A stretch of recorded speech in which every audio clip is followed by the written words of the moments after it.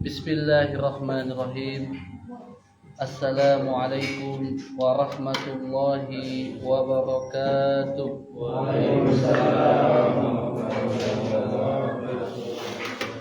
Alhamdulillahirabbil alamin wa bihi nasta'in wa ala umuri dunya waddin. Assalatu wassalamu ala asyrafil anbiya'i wal mursalin sayyidina wa syafi'ina wa maulana Muhammadin wa ala alihi wa sahbihi ajma'in, amma ba'du. Bismillahirrahmanirrahim.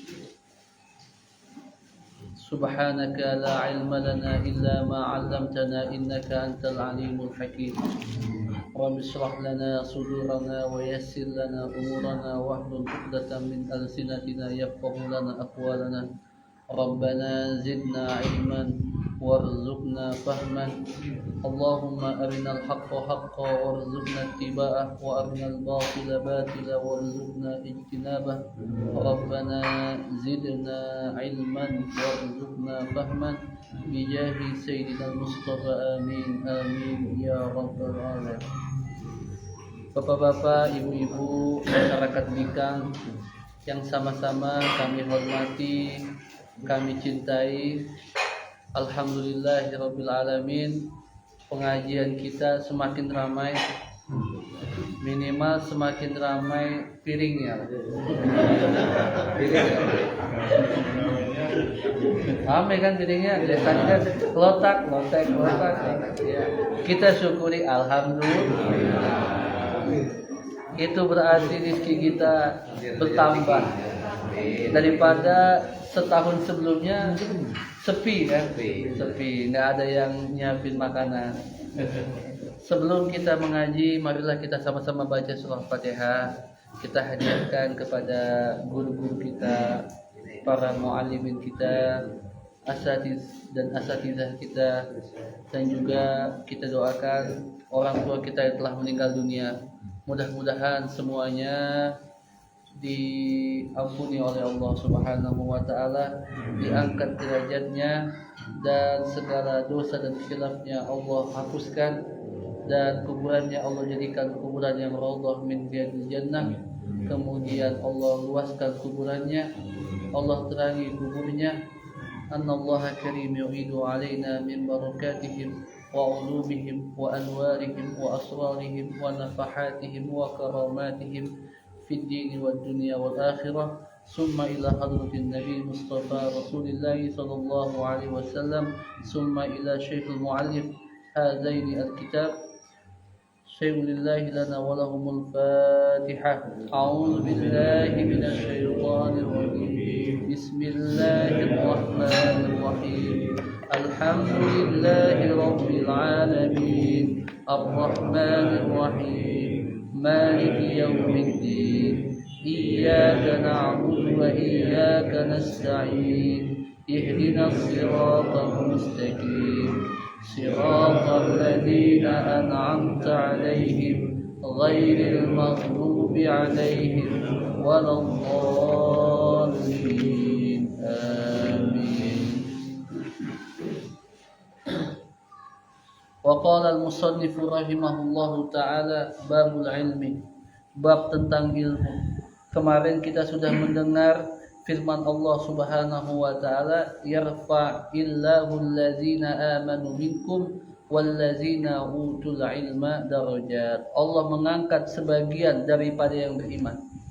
Jadi Allah mengangkat derajat orang-orang beriman, di antara kalian diangkat lagi derajatnya orang-orang yang punya ilmu lebih tinggi. Kemudian kita juga membaca hadis baginda Nabi besar Muhammad sallallahu alaihi wasallam, talabul ilmi sa'atan khairun min qiyami lailatin. Duduk di majlis ilmu sebentar lebih baik dibandingkan sholat malam. Mic-nya? Oh iya. Maaf ya, mic-nya nggak kepake. Terima kasih. Mohon maaf ini para penonton. Nah, ini suaranya baru. Kita kemarin membaca, barang siapa mencari ilmu satu saat lebih baik baginya dibandingkan sholat sepanjang malam. Dan menuntut ilmu satu hari lebih baik daripada melakukan puasa min siyami salasati asyhurin, lebih baik daripada puasa 3 bulan. Nah, sekarang kita dapat lagi nih sebuah hadis dari baginda Nabi besar Muhammad sallallahu alaihi wasallam yang diriwayatkan oleh Sayyidina Muawiyah bin Abi Sufyan. Jadi Sayyidina Muawiyah bin Abi Sufyan itu adalah khalifah yang ke-6. Keberapa? Ke-6. Jadi pasca wafatnya baginda Nabi besar Muhammad sallallahu alaihi wasallam, khalifahnya Sayyidina Abu Bakar. Setelah itu Sayyidina Umar, setelah itu Sayyidina Utsman, kemudian Sayyidina Ali bin Abi Thalib. Setelah Sayyidina Ali bin Abi Thalib itu dibaiatlah khalifah yang kelima, melengkapi nubuat baginda Nabi besar Muhammad sallallahu alaihi wasallam, yaitu cucunya, namanya Sayyiduna Hasan. Siapa? Sayyidina Hasan. Kata baginda Nabi, ini anakku yang akan menyatukan dua kelompok besar dari kaum muslim. Nah, terjadilah persatuan, namanya Amul Jamaah. Persatuan kembali menjadi kompak. Antara siapa? Umat Islam dengan umat Islam. Setelah itu yang menjadi khalifah setelah Sayyiduna Hasan adalah Sayyiduna Muawiyah bin Abi Sufyan. Konon Sayyiduna Muawiyah bin Abi Sufyan orangnya gemuk, dan dia selain pintar penulis wahyu baginda Nabi, juga seorang chef. Seorang apa? Chef. Apa tuh chef? Hah? Ya, dia ahli masak itu. Sayyidina Muawiyah bin Abi Sufyan. Nah, karena suka makan, badannya gemuk. Nah, berkata Sayyidina Muawiyah, diriwayatkan oleh Al-Imam Bukhari dari baginda Nabi besar Muhammad sallallahu alaihi wasallam, "Man yuridillahu bihi khairan yufaqihu fid din." Orang-orang yang pingin Allah kasih kebahagiaan, kebagusan, keberkahan, itu adalah orang-orang yang Allah pahamkan masalah agama. Masalah agama yang paling penting apa? Tentang sholat. Sebab kalau sholat nggak ada, udah hilang sholatnya. Kata baginda Nabi begini, awal ma yuhasabul abd yaumal qiyamah, yang pertama kali dihitung urusan seorang hamba pada hari kiamat adalah sholat. Kalau sholatnya bagus, maka seluruh amalannya diterima menjadi baik.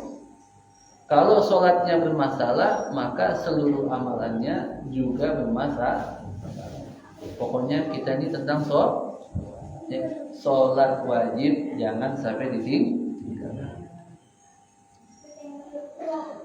Berkata Sayyidina Abi Hurairah radhiyallahu anhu, "Ma 'ubidallahu bi syai'in afdalu minal fiqhi fid din." Tidak ada jalan ibadah yang paling afdal, yang paling bagus. Ya, tidak ada jalan ibadah yang paling bagus kecuali ngaji. Udah, ente mau puasa Daud kalah sama ngaji. Ente mau sholat malam jungkir balik kalah sama ngaji. Kenapa? Seorang yang ngaji paham akan ibadah. Seorang yang ngaji paham akan ibadah. Sering terjadi yang namanya orang ahli ibadah tidak paham agama. Ada nggak begitu? Ada. Jadi wudunya cuma sampai belum nyampe siku, sampai lengan. Padahal yang wajib itu gimana? Sampai siku. Ahli ibadah mungkin udah puluhan tahun sholatnya begitu, sehingga tidak ada yang paling afdol untuk menyembah kepada Allah kecuali daripada duduk di majlis taklim.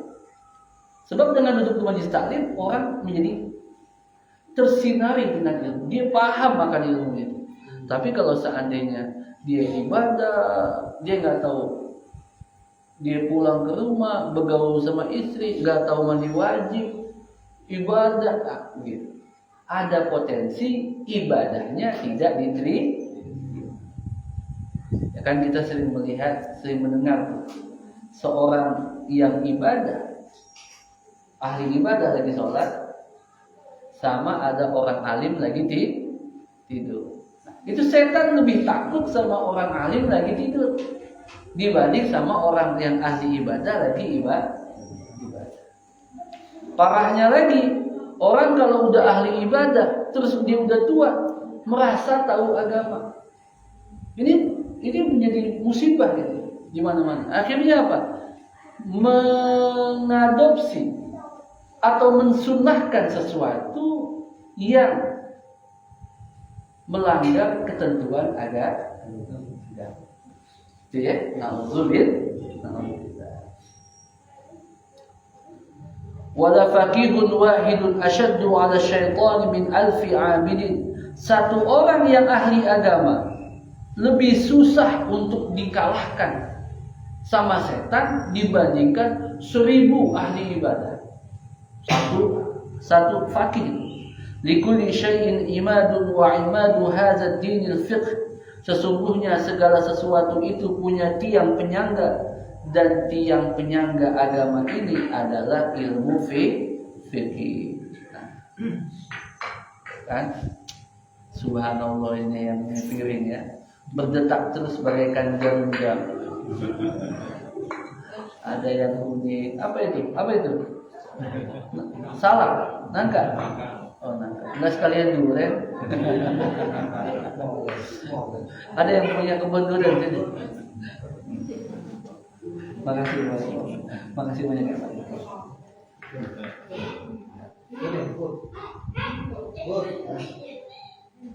Nah, udah itu dulu. Terima kasih. Saya lanjutkan ya. Tangan boleh kena piring, tapi telinga harus dengar saya. Ibu-ibu dengerin nih. Raq'atani min alimin afdalu min 70 raq'atin min ghairi alim. 2 rakaat dikerjakan oleh orang yang paham tentang sholat lebih afdal dibandingkan 70 rakaat yang dikerjakan oleh orang ahli ibadah tapi nggak ngerti ilmu fikih.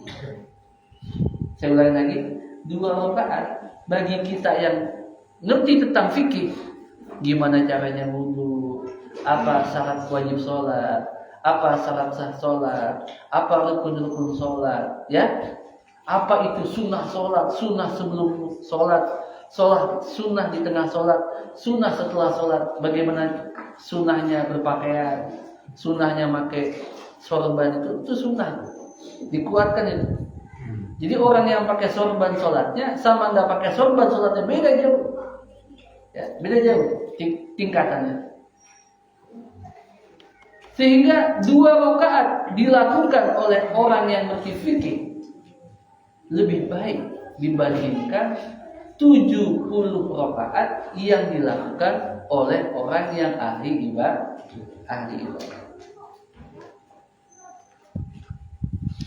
Disebutkan dalam hadis yang lain, khiyarul ummati ulama'uha, sebaik-baiknya daripada golongan umatku adalah golongan para ulama.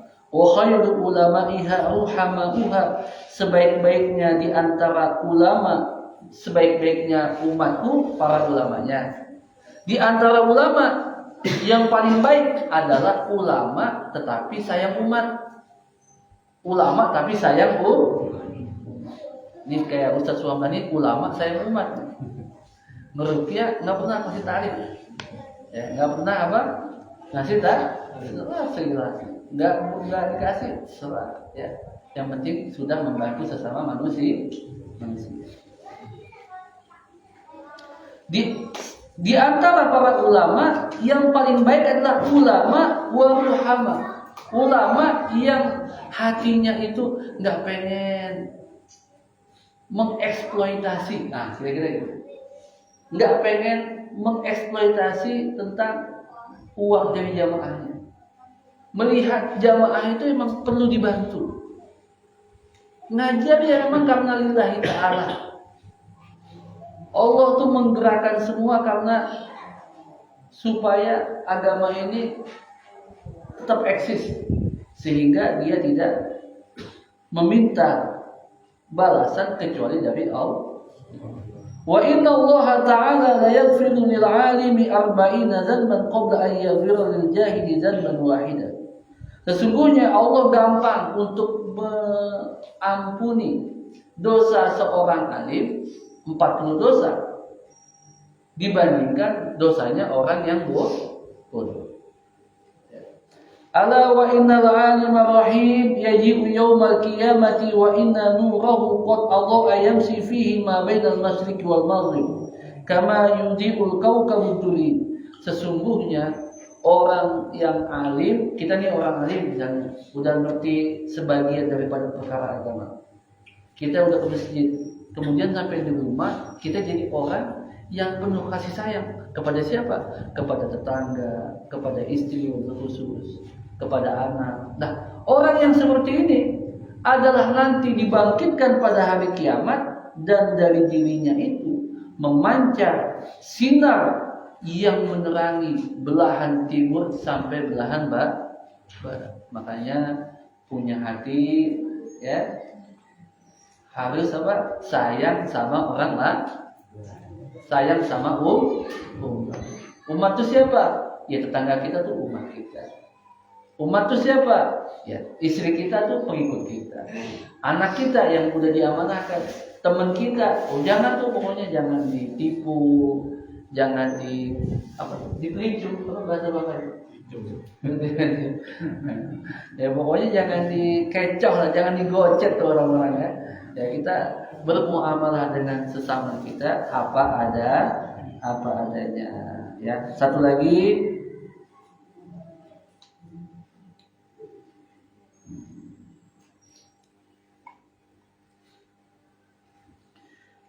di sini disebutkan iza jitama'al alimu wal 'abidu 'ala sirat. Seandainya seorang alim dan seorang ahli ibadah itu bertemu di jembatan Siratal Mustaqim, qila lil 'abid udkhulil jannata wa tana'am bi ibadatika. Dikatakan kepada orang yang ahli ibadah, masuklah surga, kamu mengambil balasan atas ibadah kan? Bagi orang alim dikatakan kif huna fasfa liman ahbabta. Ketika di jembatan Siratal Mustaqim, bagi orang yang abid ahli ibadah sekedar tujuannya masuk surga kemudian bersenang tapi bagi orang alim ketika melewati jembatan Siratal Mustaqim bukan hanya dia yang selamat, tetapi dikatakan kepada dia, malaikat berkata kepada orang alim ini, kif huna, kamu duduk sini, kamu diam dulu sejenak di jembatan Siratal Mustaqim, berikan syafaat bagi orang-orang yang engkau cintai. Masya Allah, bagi orang-orang yang engkau cintai. Mudah-mudahan kita mendapatkan syafaat dulu. Amin. Fa innaka la tashfa'u li ahadin illa syufi'an. Tidaklah dia memberikan syafaat kepada keluarganya atau tetangganya atau dia yang kenal, melainkan langsung syafaatnya itu berlaku, diampuni segala orang-orang yang diberikan syafaat.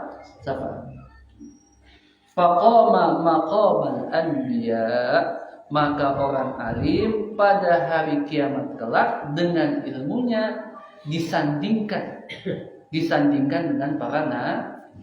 Bukannya para nabi dia bukan, cuma disandingkan dengan para nabi.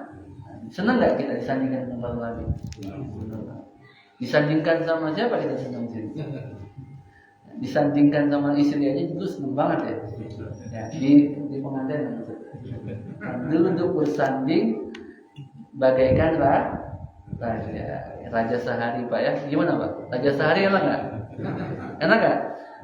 Enak. Alhamdulillah. Ada nggak yang pas kawinan tuh nangis gitu? Nggak ada. Oh nangis bahagia. Nangis bahagia Pak Ustaz. Makanya saya pengen pulang lagi Pak Ustaz. Jangan dah. Akhir zaman ini cukup satu. Kecuali Ustaz kita ini. Ya. Silakan mencari lagi karena istri beliau itu sudah meninggal. Ya, mudah-mudahan Allah terima amal ibadah. Amin. Ya Rabbal alamin. Yang masih punya istri udah bersyukur. Astagfirullahaladzim. Bukan bersabar, bersyukur. Nah. Bismillahirrahmanirrahim. Kemarin kita bicara tentang fi arkanis sholati, tentang rukun-rukun sholat. Yang pertama yaitu niat, yang kedua yaitu berdiri jika mampu. Yang ketiga yaitu mengucapkan takbiratul ihram. Jadi yang menjadi rukun itu ucapannya, bukan kalimat, bukan gerakan Allahu Akbar, bukan. Tetapi apa? Ucapan. Yang keempat yaitu membaca Al-Fatihah. Membaca apa? Al-Fatihah. Dengan segala hurufnya harus dibaca. Kapan dia kasroh dibaca kasroh. Kapan dia domah dibaca kapan dia tasdidnya harus dibaca. Jangan, tapi iyyaka na'budu wa iyyaka nasta'in waladdallin. Jangan sampai waladdallin. Lamnya apa? Tasdidnya tidak ada. Pokoknya Al-Fatihah harus betul lah. Kalau misalnya Al-Fatihah kita kurang bagus, minta Ustaz, saya pengen baca Al-Fatihah. Kenapa? Karena menjadi rukun sholat. Gitu ya. Yang kelima yaitu ruku. Apa namanya? Ruku.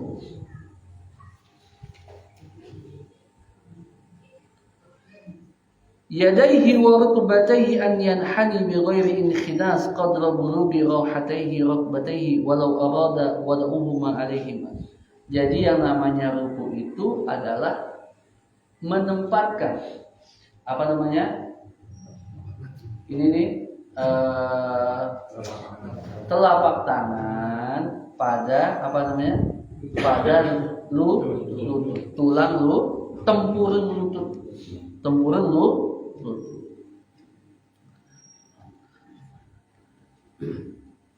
Seandainya tidak mampu ruku dengan benar, ruku itu kan artinya punggung lurus dengan kepala. Kemudian mata kita, pandangan kita tertuju kepada apa namanya? Kepada tempat sujud. Kemudian apa? Membuka kaki selebar daripada pundak. Setelah itu tangan ini menyentuh daripada apa? Menyentuh daripada sehingga dia seperti ini. Seandainya tidak mampu maka rukuklah semampunya. Ruku dengan semampu. Contohnya misalnya kena sakit pinggang atau sudah agak tua, rukunya cuma bisa begini misalnya. Ya udah begitu rukunya. Ya tidak apa. Yang keenam yaitu tumakninah. Apa yang dimaksud dengan tumakninah? Sukunu ba'da harakatin, yaitu diam setelah adanya gerakan. Sukun artinya diam. Kapan? Setelah kita bergerak.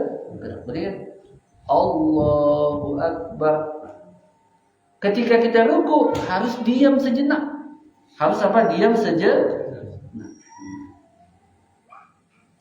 Nah, diam sejenaknya ini selama apa? Menurut satu qaul adalah minimal 1 kali tasbih. Subhanallah. Ya, subhanallah. Kemudian yang ketujuh adalah ar-raf'u minar ruku'i wal i'tidal. Jadi ar-raf'u minar ruku' yaitu bangun dari ruku yang maksudnya adalah i'tidal. Berarti setelah kita tadi ruku, badan kita condong ke depan, kedua tangan ini ada di tempurung lutut, maka kita berdiri kembali tegak lurus. Ini namanya apa? Setelah ruku i'tidal. Qa'iman 'alal hay'ah allati kana 'alaiha qabla ruku'ihi min qiyamin qadirin wa qu'udin wa ajizin anil qiyam. Jadi seperti itu. Yang ke-8 yaitu tumakninah pada saat i'tidal. Jadi pas kita i'tidal, kita harus diam sejenak. Minimal bagaimana minimal? Masanya, waktunya 1 kali tasbih. Rabbana walakal. Kemudian yang ke-9 yaitu sujud. Marrataini fi kulli raq'atin. 2 kali di setiap rakaat. Ya. Apa yang dimaksud dengan sujud? Apa yang dimaksud dengan sujud? Minimal daripada sujud adalah dahi orang yang sholat itu menyentuh tempat dia sholat, menyentuh pelataran atau menyentuh alas daripada dia sholat, seminimal-minimalnya.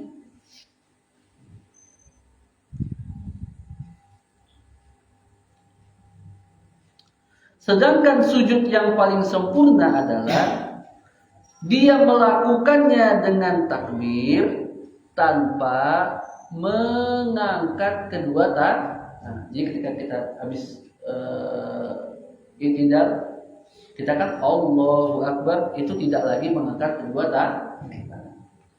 Setelah itu meletakkan kedua lututnya.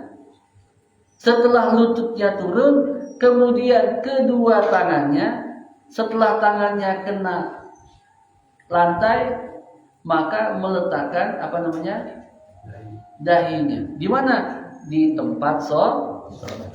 Jadi mesti kena tuh. 1, 2, 3, 4, 5 dan kaki 6 dan 7. 7 anggota badan kita itu harus nempel di mana? Di tempat sholat. Dan disunahkan ketika kita sujud, hidung juga kena. Jadi hidung kena ya. Kalau sujud ya, jangan begini, hidungnya nggak kena, tapi disunahkan hidungnya ke. Yang ke-10 yaitu tumakninah ketika sujud. Minimal 1 kali tasbih. Artinya diam atau tenang setelah kita bergerak. Yang ke-11 duduk di antara 2 sujud. Duduknya bagaimana? Terserah, yang penting duduk. Tapi yang seafdol-afdolnya adalah duduk iftiros. Apa namanya? Iftiros. Apa iftiros? Menjadikan kaki kiri dan betis kaki kiri ini serta telapak kakinya menjadi bantal untuk kita duduk. Jadi kita menjadi termen duduk iftiros. Setelah itu apa? Tumakninah lagi ketika duduk di antara 2 sujud. Kemudian apa lagi? Yang ke-13. Yang ke-13 duduk tahiyat akhir. Duduk tahiyat akhir. Yang ke-14 tasyahud akhir. Tasyahud akhir. At-tahiyatu lillah. Assalamun alayka ayyuhan nabiy wa rahmatullahi wa barakatuh. Salamun alayna wa ala ibadillahi salihin. Asyhadu an la ilaha illallah wa asyhadu anna Muhammadan Rasulullah.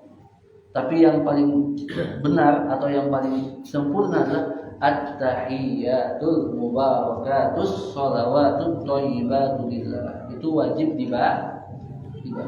Ya. Wajib dibaca. Sampai apa? Sampai asyhadu an la ilaha illallah wa wa asyhadu anna Muhammadar Rasulullah. Yang ke-15 sholawat kepada Nabi. Sholawat apa? Kepada Nabi. Yang ke-16 yaitu salam yang pertama. Salam yang pertama. Dan ketika salam wajib dilakukan dalam posisi duduk. Sekurang-kurangnya assalamualaikum. Apa namanya sekurang-kurangnya? Assalamualaikum. Selengkap-lengkapnya assalamualaikum warahmatullahi. Nggak sampai wabarakatuh. Assalamualaikum warahmatullahi. Dua kan? Nah, yang pertama wajib, yang kedua sunnah. Ya begitu ya. Yang ke-17 yaitu niat keluar daripada sholat. Yang ke-18 yaitu tertib. Apa namanya? Tertib. Atau melakukan dari mula niat takbiratul ihram, niat berdiri, takbiratul ihram, baca Fatihah, setelah itu ruku, tumanina, i'tidal, tumanina, kemudian sujud 2 kali, tumanina, duduk di antara sujud, kemudian duduk tasyahud akhir, baca tasyahud, kemudian membaca sholawat, kemudian salam, dikerjakan secara urut. Bukan diurut begini, bukan dipijat, dikerjakan secara berurutan atau tertib. Wallahu a'lam bis-shawab. Besok kita baca tentang sunanuha qabla dukhuli fiha syai'ani, al-azan wal iqamah ya. Besok kita masuk pada bab sunnah sebelum sholat, yaitu apa? Azan dan iqamah. Wallahu a'lam bishawab. Silakan ada yang mau bertanya?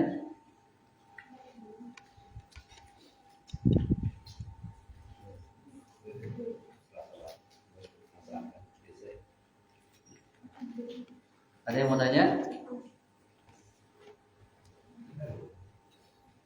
Ya, silakan. Penggunaan sal ini kan sunnah tadi. Ya. Cara makanya apa untuk disorban atau untuk digini atau Ya. untuk sajadah? Jadi cara pakainya adalah ya. Yang penting itu namanya pundak kita ketika sholat harus ada yang nempel, ya kan? Entah makanya ketika dijadikan dia sorban, dia itu mesti ada yang namanya apa namanya itu buntut lah, buntut yang menjulur sampai kepada pun, begitu ya. Yang penting harus ada yang dibunt.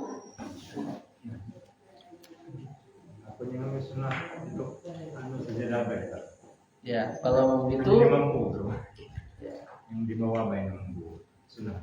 Cuman kalau sini belum, gelendang belum. Ya. Lagi mau tanya?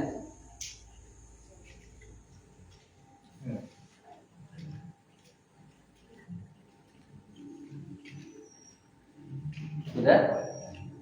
Mau tanya? Kita sujud jadi tidak kemudian. Nah, Tangan siap, jatuh ya. ke bawah. Ya, Jadi tidak. kita baca ya. Ada perbedaan antara sujudnya orang laki dengan sujud orang perempuan. Mana ya?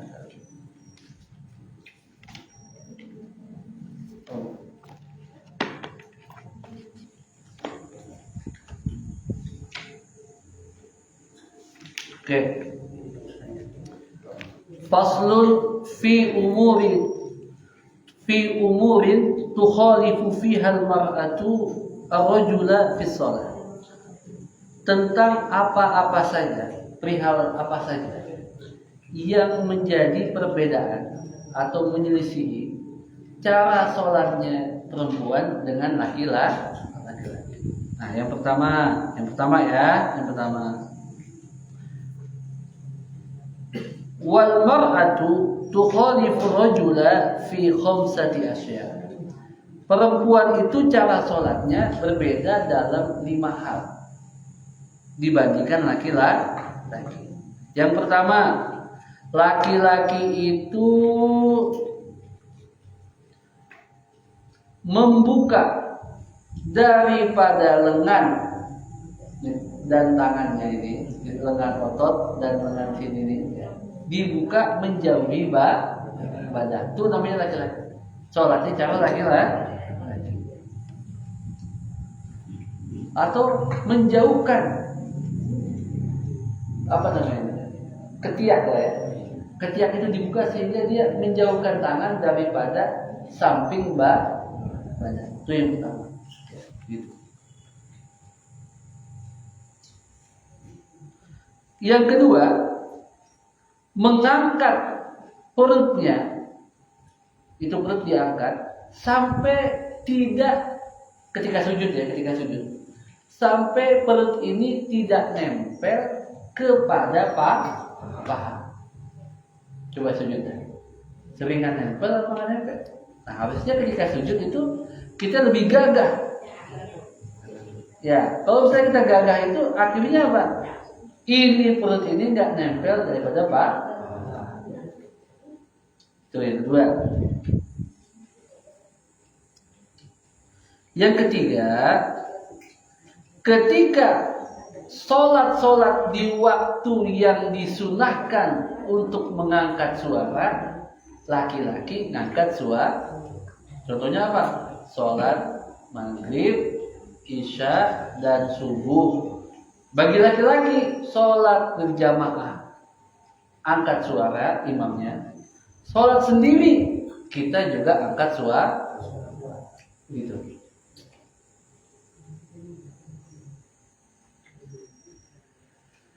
Oke.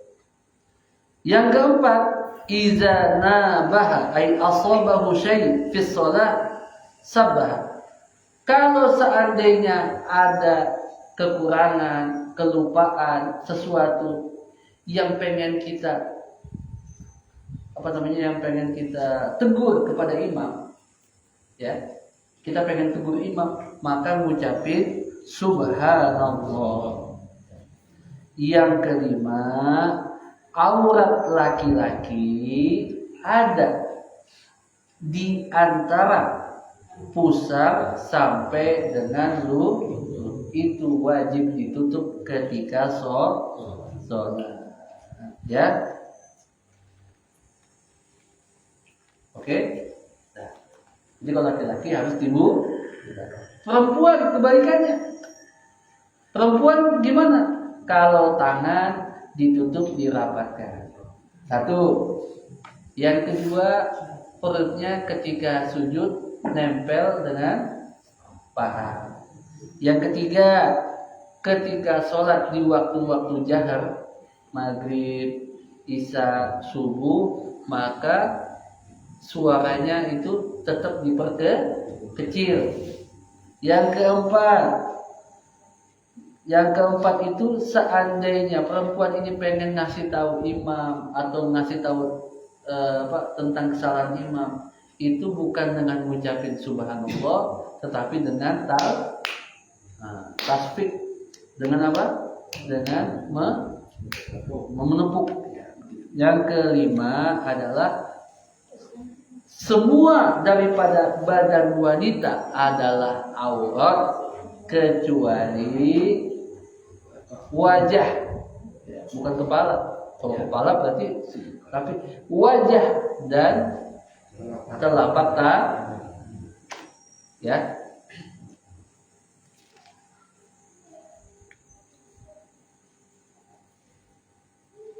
Oke, sampai sini nanya. Bagus ini pertanyaannya. Jadi kita menjelaskan kembali, ya. Bapak siapa namanya? Udah menikah? Wah, sayang sekali. Kalau belum menikah, Udah ya. Oh, udah 2 anaknya. Kebut sekali. Kejar tayang kayaknya. Ini udah meninggal udah? Belum. Oh, belum. Mudah-mudahan cepet ya. Amin. Nah, ini kayaknya masih muda, udah menikah. Oh, ya. Anaknya belakang. Dan tidak kali. Soalnya kan kebanyakan pada cukur kumis kan, tidak kelihatan tuanya gitu. Cuma kelihatan kerutnya aja. Ya. Oke, ibu-ibu ada mau nanya? Ya Bu, silakan.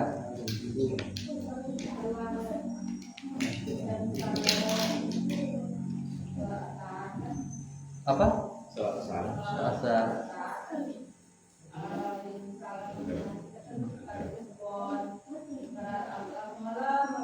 Ada soleh. Belum kemarin masa yang asal, tapi waktunya agak mepet memasuki maghrib. Iya. Setengah 6. Ya.